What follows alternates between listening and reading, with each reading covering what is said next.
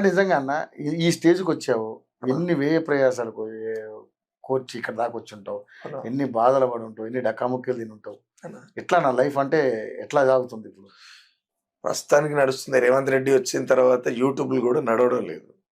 నాకు 2 సుఖారాం నర్సి అఫీషియల్ అని channel, Surana music అని ఛానల్, 2 ఛానల్ ఉంటాయి. వాటి నుంచి బాగానే 20,000 వచ్చేది నెలకి. ఒక ఛానల్ కాబట్టి ఒక ఛానల్ నుంచి ఏదో ఒక ఛానల్ నుంచి అయితే 20,000 వచ్చేది, చిన్న నడిచేది.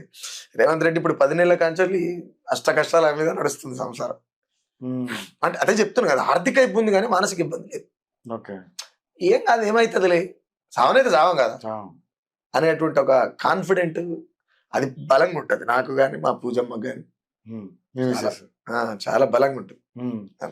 ఇప్పుడు ఆర్థిక ఏముంటుందంటే ఏ యూట్యూబ్ నుంచి అయితే సీఎం కాగలిగిండో వాస్తవానికి చాలా ఎంతమందికి తెలుసో తెలియదు, నాకు తెలియదు కానీ అవే యూట్యూబర్స్ ని మాట్లాడారు. ఇంకోటి ఏంటంటే ఆయనను పొగిడినటువంటి యూట్యూబ్లు ఏవైతున్నా ఆ యూట్యూబ్లు ఇలా ట్యూబులు అని, అడిగి గాలి లేదని, అడిగి గాలి తీస్తాని అసభ్యంగా మాట్లాడడం.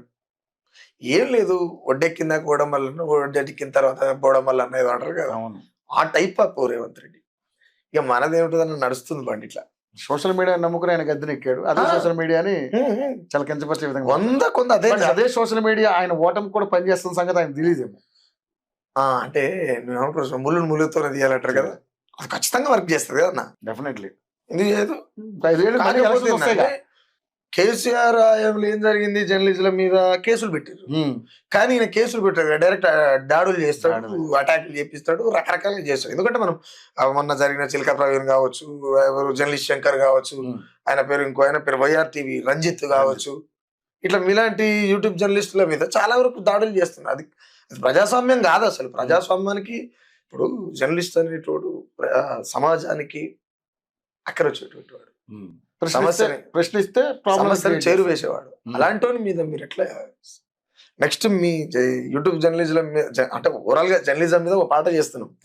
నెత్తుటి ఏరులు పారుతున్నాయి తెలంగాణలోనా, ప్రశ్నించేటి గొంతుల పైన కత్తుల వేటేనా, జననినాదమై రణం చేసే మన జర్నలిజం పైన, లాఠీ లంచులు ప్రశ్నిస్తుంటే రక్తపు మరకేనా, ఎన్ని నాళ్ళు ఈ రాక్షస క్రీడా యుద్ధ భూమి పైన, ఎన్ని నాళ్ళు ఈ రాక్షస క్రీడా యుద్ధ భూమి పైన, కలం పట్టిన యోధులకింకా బతుకు నరకమేనా.